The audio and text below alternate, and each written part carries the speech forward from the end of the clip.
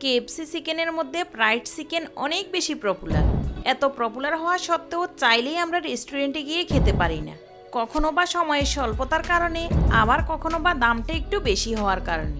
সব সমস্যার অবসান ঘটিয়ে খুব কম সময়ে কম খরচে বাসায় বানানো যায়, তাই আপনাদের দেখাবো। ফ্রাইড চিকেনের জন্য আমাদের লাগবে স্কিন সহ মুরগির মাংস। আমি সাইজগুলো একটু বড়ই রেখেছি, তবে আরেকটু ছোট করেও কেটে নেওয়া যাবে। প্রথমে আমরা চিকেনগুলোকে বাটার মিল্কে চুপ করব। তার জন্য একটা বাটিতে 2 টেবিল চামচ টক দই নিয়ে নিচ্ছি, আর এই টক দইগুলোকে ভালোভাবে ফেটিয়ে নেব। এবার পরিমাণ মতো পানি অ্যাড করে নিলেই তৈরি হয়ে যাবে আমাদের বাটার মিল্ক। আপনারা চাইলে এইভাবে আমার মতো বাসায়ও বানিয়ে নিতে পারেন, আবার বাজার থেকেও বাটার মিল্ক কিনে আনতে পারেন। এখন চামচ ভর্তি করে দেব 1 চা চামচ নুন।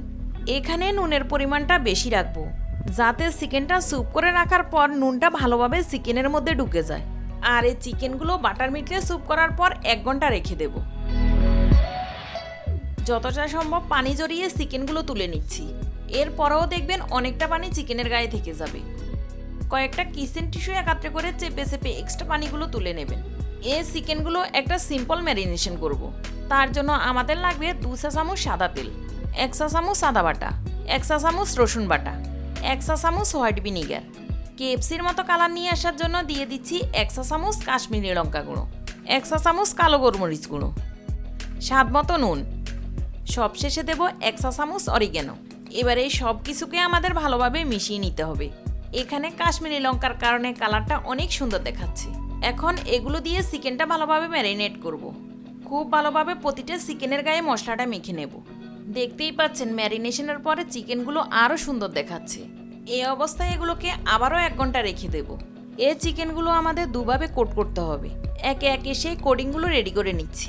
প্রথম কোডিংটা করার জন্য আমাদের লাগবে 2টা ডিম, স্বাদ মতো নুন, 1/2 চা চামচ গোলমরিচ গুঁড়ো এবং 2 চা চামচ ময়দা।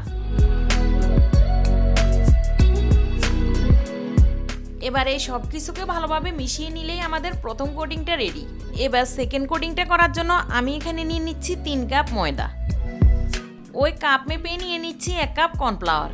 এই 3:1 রেশিওটা কিন্তু অবশ্যই মনে রাখবেন।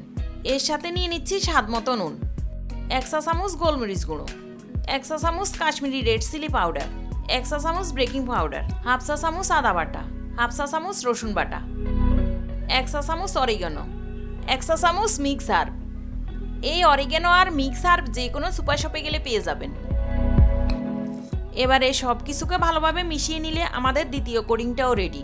এখন একটা করে পিস নেব আর এই ডিমের গোলার মধ্যে ডুবাবো। এখান থেকে তুলে সরাসরি ময়দার মধ্যে দিয়ে দেব।